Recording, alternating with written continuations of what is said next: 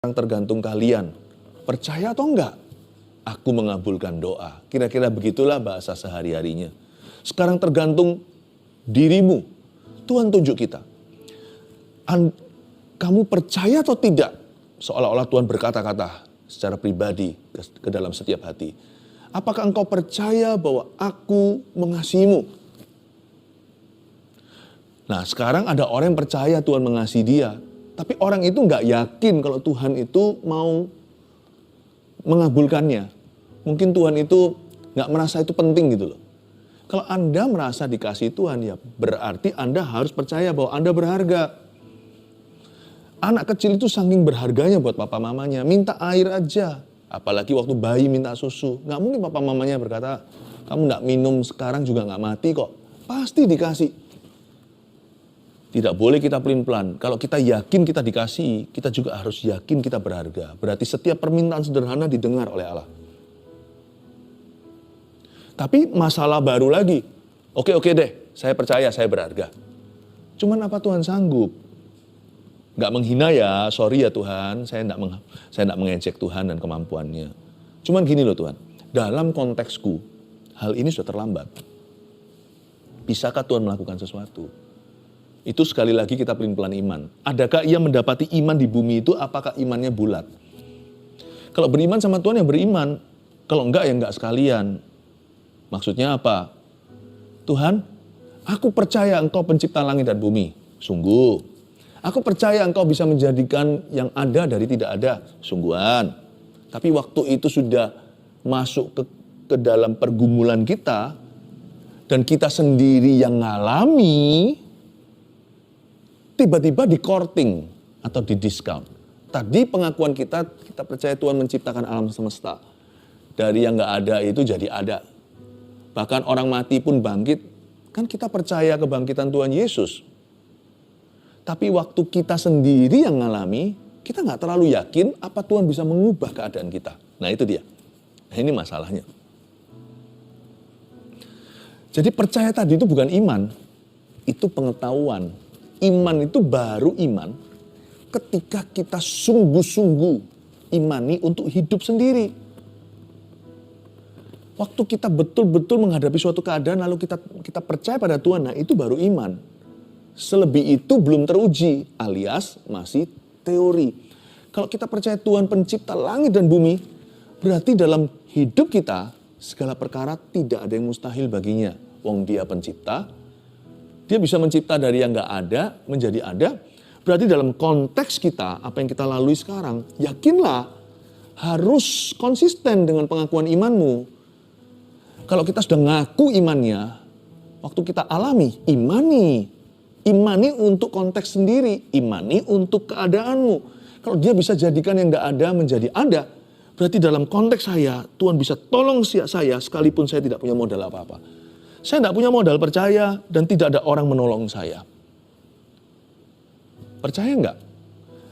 Kita pengakuan imannya atau pengakuan rasuli gereja nih, itu bagus sekali. Tapi waktu sampai ke mulut kita, untuk apa yang kita hadapi, pesimis sekali. Keluarnya itu negatif. Nggak bisa lah, nggak mungkin lah, nggak bisa. Itu bukan yang Tuhan cari di ayat 8. Kalau Dia datang ke bumi, anak manusia itu datang ke dunia, adakah ia mendapati iman di bumi? Makanya iman itu adalah jalan masuk kasih karunia. Aneh sih, tapi ya memang fakta.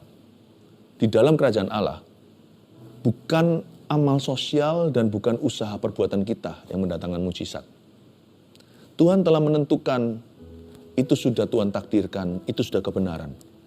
Bahwa untuk seseorang diselamatkan, masuk ke sorga, nama tertulis di kitab kehidupan, dihapuskan dari kitab binasa. Orang itu harus beriman bahwa Yesus adalah jalan. Baru terjadi keselamatan. Ketika Paulus melihat satu orang lumpuh, dan Paulus melihat ada iman pada orang itu, dia berkata, bangkitlah, lalu berjalanlah orang itu. Gimana pun juga dari Kejadian sampai Wahyu, Tuhan telah tentukan, iman itu harus datang dulu dan iman di depan, sebelum perkara-perkara lain terjadi. Yang ini jangan dirubah. Sama dengan langit di atas, tanah di bawah, itu sudah kehendak Allah. Itu sudah ketetapan ilahi. Iman adalah jalan masuk segala mujizat Allah. Iman pada siapa? Pada karakter Allah. Iman pada firman Tuhan. Pada janji Tuhan. Iman pada rema Roh Kudus. Iman timbul dari pendengaran kan. Apa yang dicetuskan oleh Roh Kudus. Itu tiba-tiba melompat. Percayalah. Tuhan hendak melakukan sesuatu. Iman apa lagi? Iman adalah pengakuan juga. Pegang erat pada pengakuan imanmu. Jangan kompromi. Tetap setia pada pengakuan itu karena besar upah menanti. Dalam konteks kita waktu kita alami, ternyata bukan iman selama ini. Bagi kita tidak lebih daripada head knowledge atau pengetahuan kepala saja. Karena itu kalau kita percaya Yesus pencipta, percayalah dia bisa menolongmu. Kalau kita percaya Yesus bisa mengadakan yang ada dari tidak ada, berarti Tuhan bisa membantu Anda sekalipun tidak seorang pun mengulurkan tangan.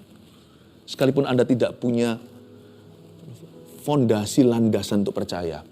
Tapi kalau Tuhan berjanji seperti Abraham yang sudah mati kutu, Sarah yang sudah lama menopause, dua-dua sudah jadi kakek dan nenek, sudah hampir 100 usianya, sudah 90. Kalau Tuhan berkata, kamu akan punya anak, punya momongan akhirnya dia. Abraham tidak punya fondasi percaya. Dia nggak punya bahan mentahnya. Bahannya hanyalah janji Tuhan. Dan dia percaya. Tuhan berjanji apa dalam hidupmu? Jangan samakan dengan Abraham. Karena Abraham, kita ini keturunan Abraham. Tapi masing-masing punya iman, masing-masing punya pergumulan beda-beda. Masing-masing punya janji Tuhan sendiri-sendiri. Nah sekarang pertanyaannya, Tuhan pernah bicara apa di hidupmu? Sudahkah Anda lupakan, masukkan di sorokan hanya karena belum terjadi. Abraham tunggu 25 tahun. Semoga Anda tidak menunggu selama itu untuk suatu janji. Tetapi Abraham, bapak iman kita, membuktikan 25 tahun pun Tuhan sama sekali tidak pernah melupakan janji yang keluar dari mulutnya. Kalau memang perlu tunggu ya ditunggulah. Tapi jangan pernah kompromi pengakuan kita, lalu kita tarik kembali. Kalau anak manusia datang ada ia mendapati iman di bumi. Apakah dia mendapati iman?